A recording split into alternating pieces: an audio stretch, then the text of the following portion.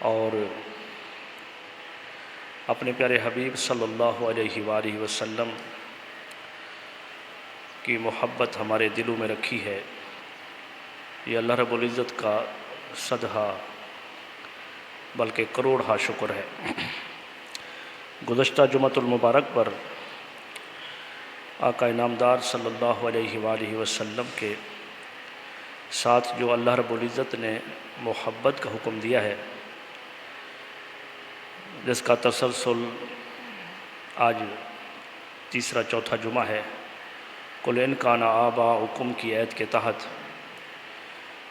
کہ اللہ تعالیٰ نے ہر چیز کی محبت کو ہیج قرار دیا ہے اور اپنے پیارے حبیب صلی اللہ علیہ وسلم کی محبت کو اپنانے کا ہمیں حکم دیا ہے کہ ساری محبتیں ہیج ہو جائیں اور میرے حبیب صلی اللہ علیہ وسلم کی محبت سب سے افضل اور اعلیٰ ہو جائے۔ گویا کہ اس طرح اللہ رب العزت نے حب مصطفیٰ کو، محبت مصطفیٰ کو امت مصطفیٰ پر واجب قرار دیا ہے۔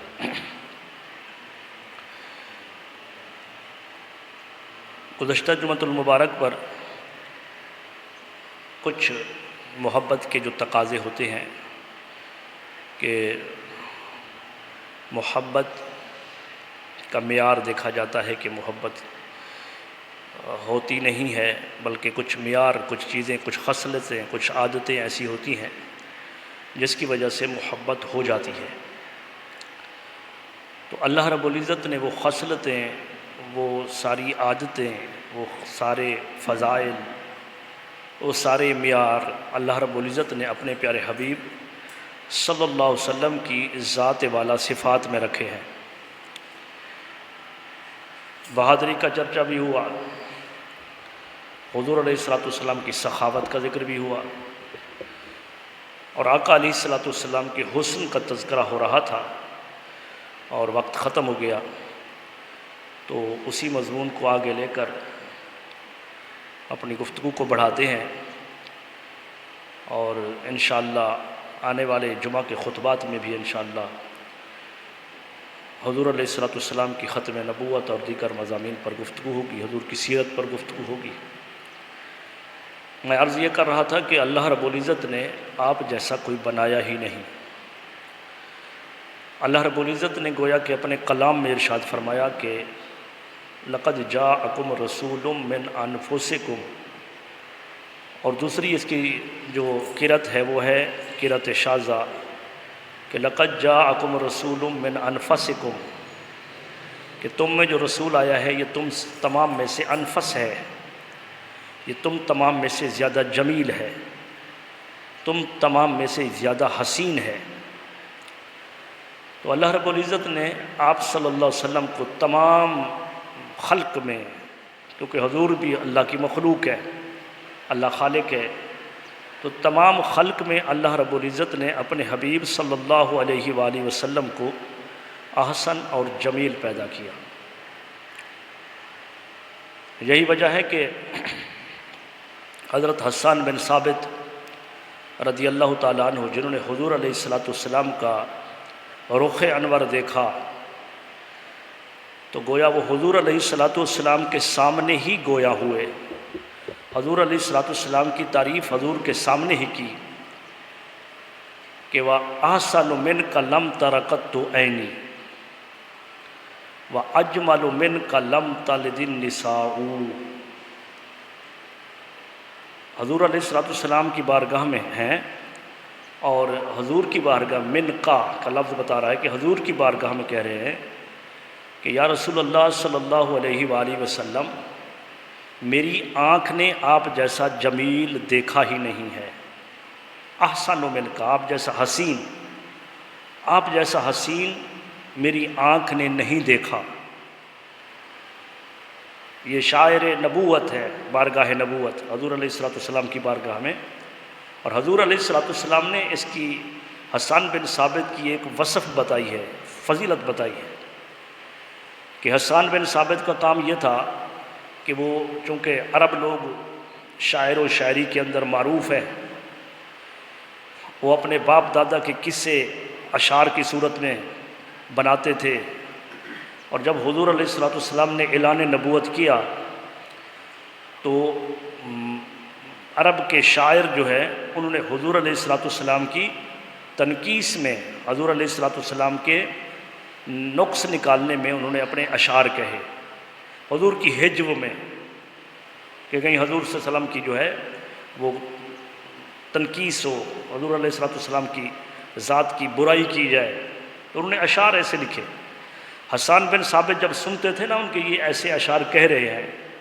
تو پھر ان کے اشعار کا جواب دیتے تھے۔ تو لہذا بخاری شریف میں حضور علیہ الصلوۃ والسلام کا ارشاد گرامی حضرت اماں عائشہ صدیقہ روایت فرماتی ہیں صحیح بخاری میں، حضور علیہ الصلوۃ والسلام نے فرمایا کہ جس وقت حسان بن ثابت میرے بارے میں کہے گئے اشعار کا جواب دیتا ہے،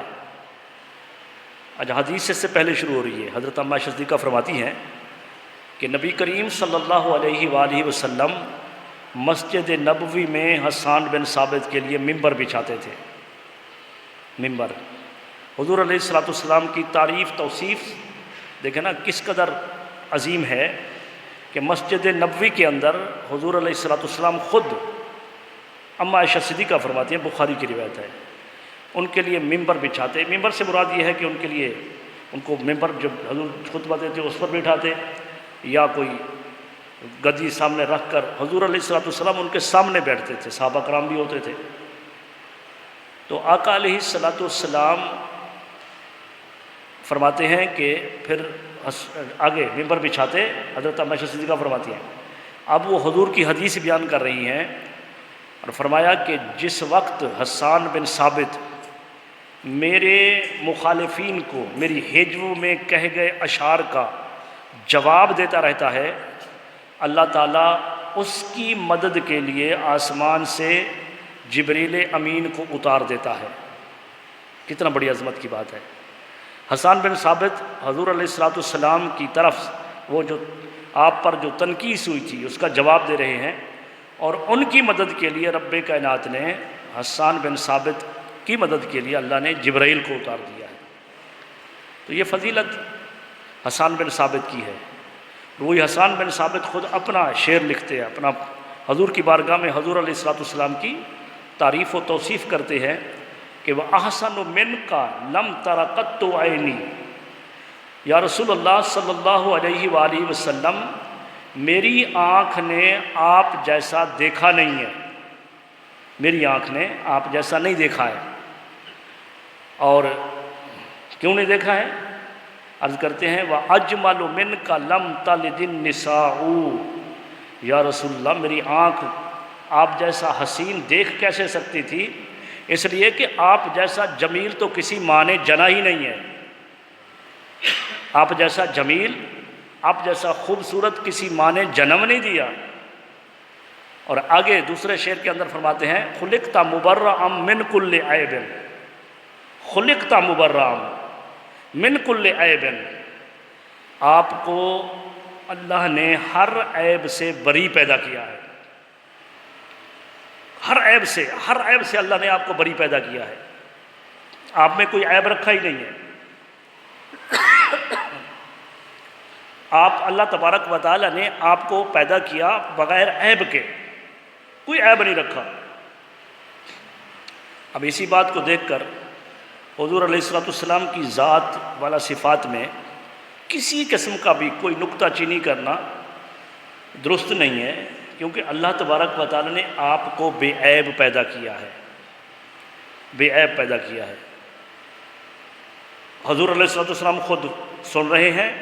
اور آقا علیہ الصلوۃ والسلام ان کو جواب نہیں دیتے، نہیں نہیں میں تو میرے اندر یہ عیب ہے، میرے اندر یہ نہیں، سن رہے ہیں، حضور صلی اللہ علیہ وسلم خود سن رہے ہیں، کیونکہ اللہ رب العزت نے آپ کو پیدا ہی ایسا کیا ہے کہ آپ میں عیب رکھا ہی نہیں ہے۔ اور آگے جو شعر ہے اس کا وہ کأنک خلقت کما تشاء، آپ کو خلقت مبرأ من کل عیب، آپ کو ہر عیب سے بری پیدا کیا، کوئی عیب آپ میں نہیں رکھا، کأنک خلقت کما تشاء، گویا کہ آپ کو ایسا پیدا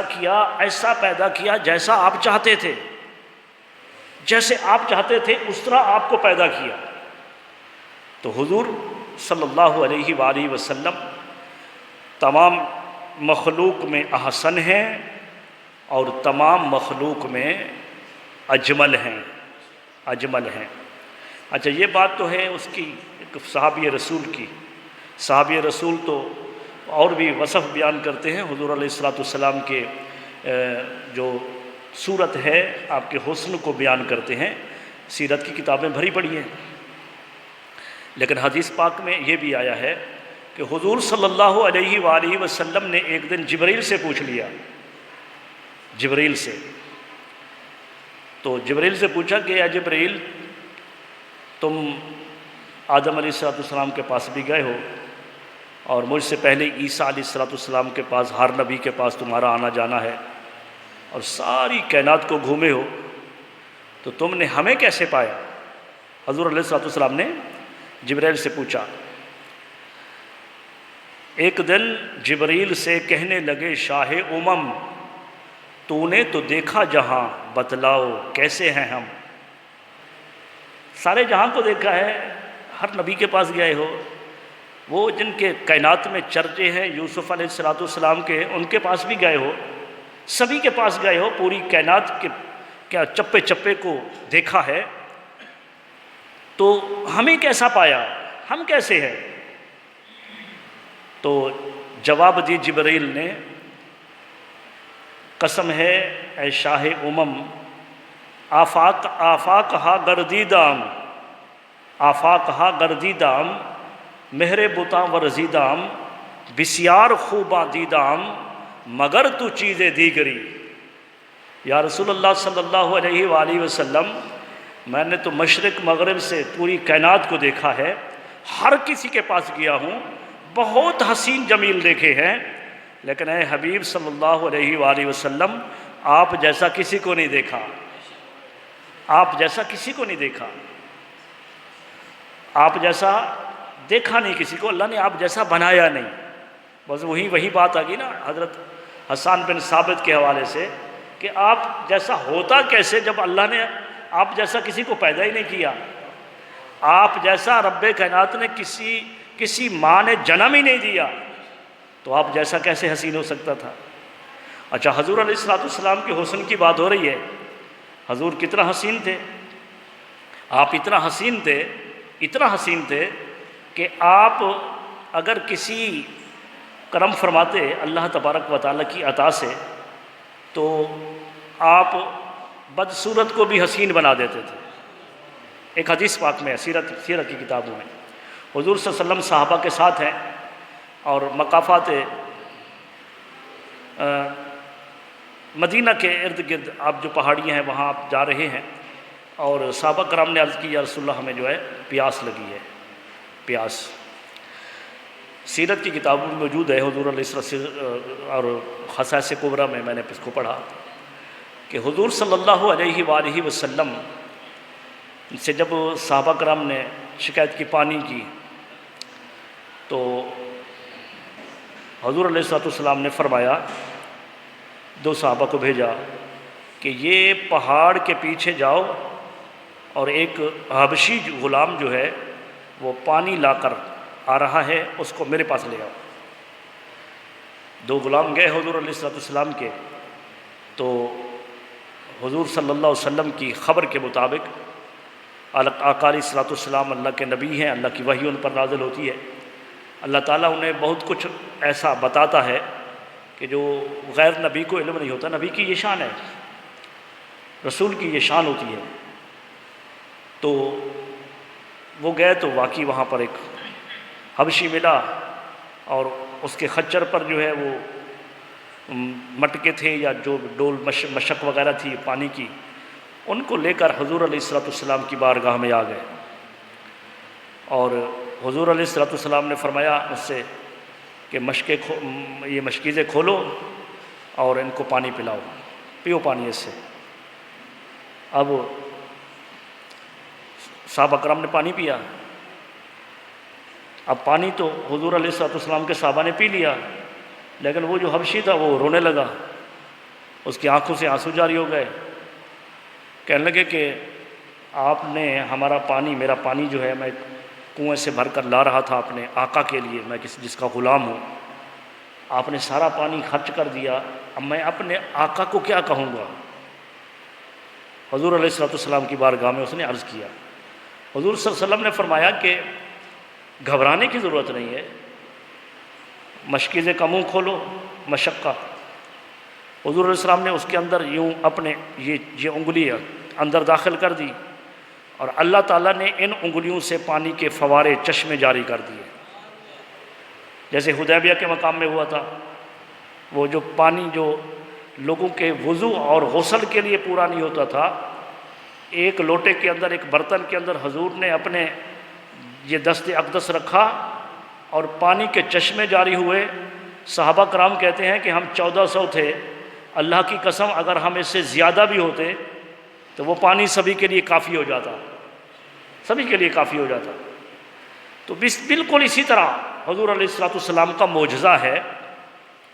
اللہ کے پیارے حبیب نے اس مشکیزے کے اندر یہ اپنا یہ ہاتھ رکھا، انگلیوں سے پانی کے فوارے جاری ہوئے، اس کے مشکیزے پھر بھر گئے۔ اب وہ خوش ہو گیا، لیکن جان گیا کہ ہستی کوئی عام ہستی نہیں ہے، یہ عام کوئی ذات نہیں ہے، کوئی عام آدمی نہیں ہے۔ تو اس نے پھر سوال کر دیا، اب پانی تو اس کا ہو گیا تھا، بھر گیا تھا، اس کا جو رو رہا تھا کہ میرا آقا کو کیا کہوں گا، تو اس نے دوبارہ سوال کر دیا کہ آپ مہربانی کریں نا، کہ اللہ نے آپ کو اتنا فضیلتیں دی ہیں، آپ مہربانی کریں، لوگ مجھ سے نفرت کرتے ہیں، میری شکل سے نفرت کرتے ہیں، میرے ہونٹ، میرا شکل کا کالا پن جو ہے اس سے لوگ مجھ سے بات نہیں کرتے،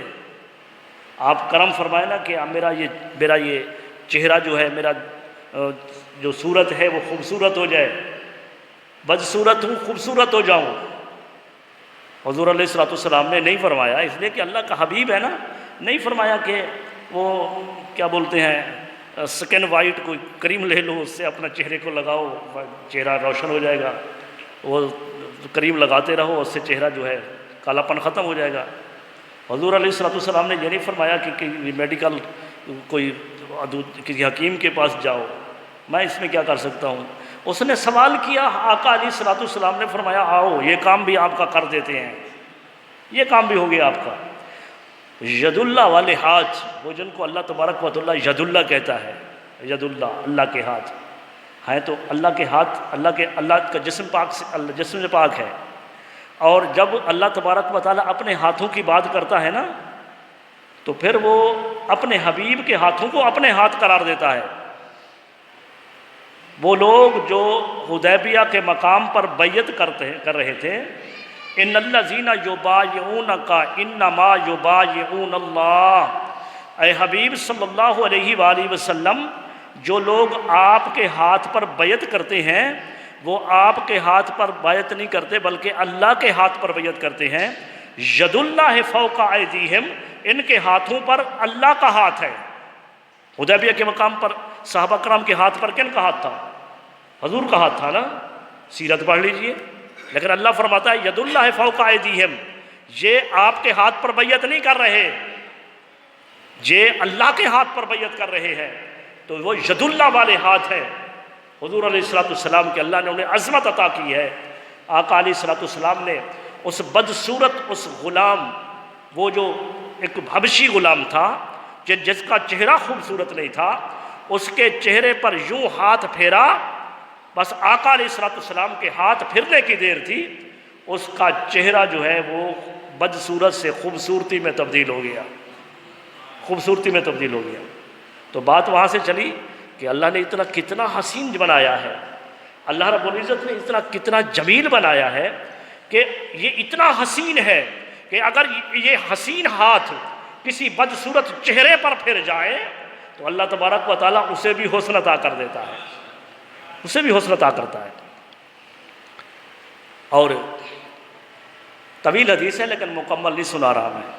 ام معبد کی حدیث سیرت کی کتابوں میں، بالخصوص اگر حج اور بڑے شوق کے ساتھ پڑھنا چاہیں تو مدارج النبوہ میں عبدالحق محدثی دہلوی نے اس کو بیان کیا ہے، اور دیگر کتابوں میں بھی، کہ جب حضور علیہ الصلوۃ والسلام اپنے رفیق یار، اپنے رفیق غار اور اپنے رفیق مزار سیدنا ابو بکر صدیق رضی اللہ تعالی عنہ کے ساتھ، وہ بھی مدینہ کے باہر، کام تو ایک ہی تھا، کام کیا تھا؟ اللہ کی وحدانیت لوگوں تک پہنچانا۔ بس مدینہ سے باہر نکل گئے، کسی بستی میں، کسی کٹیا میں کوئی گھر ہے وہاں داخل ہو گئے، وہ لوگ جو اللہ سے دوری کی زندگی گزار رہے تھے ان کو اللہ کے قریب کرنا تھا، یہی آقا علیہ الصلوۃ والسلام کا مقصد تھا، لوگوں کو اللہ کی وحدانیت کی طرف بلانا تھا۔ تو حضور علیہ الصلوۃ والسلام اپنے غلام سیدنا ابو بکر صدیق کے ساتھ باہر چلے گئے، اور ایک جگہ پر پہنچے تو وہاں پر پیاس لگی، تو ایک کٹیا، ایک گھر تھا، ایک جھونپڑی تھی، تو وہاں اس بڑھیا سے پوچھا کہ ہمیں پانی چاہیے۔ حضرت ابو بکر صدیق نے پانی طلب کیا، تو اس خاتون نے جواب دیا کہ میرے پاس پانی نہیں ہے، میرے پاس پانی نہیں ہے۔ تو حضور علیہ الصلوۃ والسلام نے فرمایا اس بڑھیا سے کہو کہ تمہارے گھر کے اندر یہ جو بکری بیٹھی ہے، بکری، تو اگر تم حکم دو تو ہم اس کا دودھ دوہ لیں، اگر تم ہمیں اجازت دو تو ہم اس کا دودھ دوہ لیتے ہیں۔ اس بڑھیا نے کہا کہ بات یہ ہے کہ یہ وہ بکری ہے جو اٹھ کر چل نہیں سکتی، میرا جو خاوند ہے وہ اب بکریوں کا ریوڑ لے کر وہ باہر پہاڑوں میں، جنگلوں میں گیا ہوا ہے بکریوں کو چرانے کے لیے، اور یہ بکری اس قدر خستہ حال ہے، اس قدر کمزور ہے کہ یہ اگر چلتی ہوتی تو ان کے ساتھ بھیج دیتے، اس کو ساتھ لے جاتے اس کے، لیکن اتنا خستہ اور اس کی ہڈیوں میں مغز نہیں ہے کہ یہ تو اٹھ کر کھڑی بھی نہیں ہو سکتی، دودھ تو دودھ کی بات ہے، یہ تو چل نہیں سکتی۔ حضور علیہ الصلوۃ والسلام نے پھر فرمایا صدیق اکبر سے، آپ ان سے کہو کہ اگر تم اجازت دو تو ہم اس کا دودھ دوہ لیتے ہیں۔ جب دوسری دفعہ کہا حضرت ابو بکر صدیق نے، تو بڑھیا کہنے لگی کہ اب میں نے تو اپنا مدعا بیان کر دیا کہ یہ اٹھ ہی نہیں سکتی، دودھ کہاں اس کی کھیری میں دودھ نہیں ہے، لیکن دوبارہ تم کہہ رہے ہو تو تمہاری مرضی ہے، دو لو۔ اب حضور علیہ الصلوۃ والسلام نے فرمایا ابو بکر صدیق رضی اللہ تعالیٰ عنہ سے کہ اس بکری کو کھڑا کرو، انہوں نے پکڑ کر کھڑا کیا، بکری کھڑی ہو گئی۔ حضور علیہ الصلوۃ والسلام نے گردن کی طرف سے یوں ہاتھ پھیرا، یوں ایسے ہی یوں ہاتھ پھیرا، اب وہ جو نہیں، کمزور، لاغر، لاچار، جن کی ہڈیوں میں مغز نہیں ہے، وہ بکری پر نبی کریم صلی اللہ علیہ وسلم کے ہاتھ پھرنے کی دیر تھی، اب وہ فربا ہونے لگی، اس کی کھیری دودھ سے بھرنے لگی، یہاں تک کہ اس کی کھیری دودھ سے بھر گئی۔ حضور علیہ الصلوۃ والسلام نے فرمایا کہ بڑھیا سے کہو برتن لے آئے۔ اب وہ بڑھیا برتن لے آئی، ایک لے آئی، دو، حضور صلی اللہ علیہ وسلم نے فرمایا ابو بکر پیو، ابو بکر صدیق نے پیا،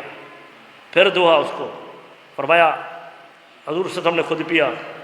پھر فرمایا یہ برتن بھر گیا، لے جاؤ اور برتن لے آؤ۔ الغرض گھر میں جو بھی برتن تھے وہ سارے برتن بھر گئے، لیکن دودھ کی کھیری ویسی کی ویسی ہے، دودھ ویسا ہے۔ اچھا گھر کے برتن بھرے ہیں، یہ کام ختم ہو گیا، حضور علیہ الصلوۃ والسلام نے ان کو الوداع کہا، رخصت ہوتے ہوئے چلے گئے۔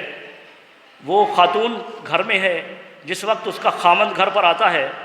ابھی گھر کے باہر ہی ہے، تو اپنی بیوی سے کہتا ہے ام معبد یہ کیا ہے کہ یہ خوشبوئیں کہاں سے آ رہی ہیں، یہ عطر کی خوشبو کہاں سے آ رہی ہے؟ پھر اندر آیا، دیکھا کہ برتن دودھ سے بھرے ہیں، انہوں نے کہا دودھ کہاں سے آ گیا؟ اب وہ عورت پریشان ہے، وہ خاتون پریشان ہے، اس نے نام تو پوچھا نہیں تھا، حضور علیہ الصلوۃ والسلام یا ابو بکر صدیق رضی اللہ تعالیٰ عنہ کا نام تو نہیں پوچھا تھا، وہ تو حسن کے اندر مبتلا تھی، وہ بس جب یہ معاملہ ہو رہا تھا اسے کوئی بات کرنے کی طاقت ہی نہیں تھی، وہ حسن مصطفیٰ کے اندر محو ہو چکی تھی۔ وہ بڑھیا کہتی ہے کہ وہ آیا تھا، انہوں نے کہا کون آیا تھا؟ اب اس کو نام نہیں آ رہا کہ نام کیا تھا، اس کا پوچھا بھی نہیں ہے۔ اب وہ اپنی طرف سے ہی کہتی ہے، جو حدیث پاک کی کتابوں کے اندر موجود ہے نام، وہ کہتی ہے کہ وہ مبارک آیا تھا۔ کون آیا تھا؟ مبارک آیا تھا۔ مبارک کا معنی ہے برکتیں بکھیرنے والا۔ یہ جو خوشبوئیں آ رہی ہے، یہ جو دودھ سے بھرے ہوئے برتن دیکھ رہے ہو، یہ ایک مبارک آیا تھا، مبارک آیا تھا۔ اس نے کہا کہاں کا رہنے والا تھا؟ اس نے کہا پتہ نہیں کہاں کا رہنے والا تھا، میں تو کچھ پوچھ نہ سکی۔ کیسا تھا؟ کیسا تھا؟ اس نے حلیہ بیان کیا حضور علیہ السلام کے سر سے لے کر آخر تک، لیکن آخری بات بتا رہا ہوں، پورا حلیہ بیان نہیں کر رہا، وقت نہیں ہے میرے پاس۔ ایک بات اس نے کی، اس بڑھیا نے کہا وہ اتنا حسین تھا، وہ اتنا جمیل تھا کہ وہ جب آ رہا تھا،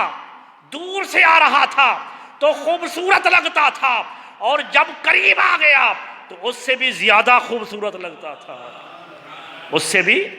زیادہ۔ یہاں محدثین نے گفتگو کیل و قال کی ہے۔ محدثین نے بتایا ہے کہ ام معبد کے حسن بیان کرنے کی فضیلت کو بیان کیا ہے کہ اے امت مصطفیٰ، ام معبد سے سنو کہ اس نے حضور کے حسن کو کیسا بیان کیا ہے، اس نے حضور کی سیرت کو بھی بیان کیا ہے، حضور علیہ السلام کی صورت کو بھی بیان کیا ہے،